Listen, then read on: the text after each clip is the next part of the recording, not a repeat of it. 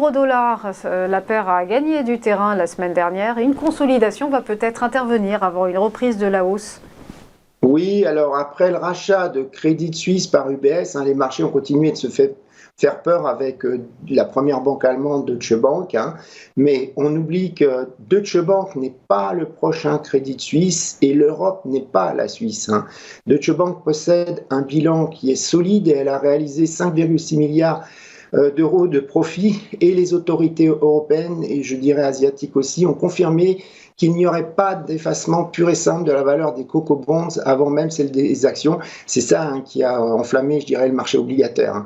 Donc vendredi soir, même si on a eu l'indice bancaire Eurostock qui a terminé en baisse de 3,78%, on a pu voir que l'indice bancaire du S&P 500, lui, a récupéré ses pertes du matin. Il y a même l'indice des banques régionales américaines, le KBW, qui était en hausse de 2,4%. Alors, malgré tout cela, comme vous l'avez dit, on a un eurodoll qui a super bien résisté, puisque la paire, elle a terminé au taux final 100 pips plus haut que la semaine précédente. Et ceci malgré sa forte chute post la réunion de la Fed. Alors, étant donné son ascension rapide la semaine dernière, l'eurodoll pourrait bien consolider encore un peu et au mieux, je dirais, continuer en trading range tant qu'on aura les crédits default swap bancaires qui resteront à des niveaux élevés. À court terme, on n'oubliera pas non plus les chiffres américains qu'on vient de citer, parce que s'ils étaient décevants, ils aideraient la paire à monter. Par contre, je ne pense pas que l'inflation européenne va changer dramatiquement l'évolution de la paire. Alors, côté analyse technique, on voit que la paire est revenue sur son support 1,0750.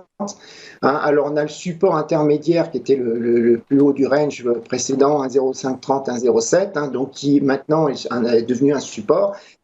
Que la paire glisse dessus en l'absence de nouvelles positives, ça ne m'étonnerait pas. Et on a évidemment le plus gros support, c'est celui que je viens de citer, c'est un 0,530. Donc il a servi de vrai bon qui était franc 4 fois de suite depuis le début de l'année.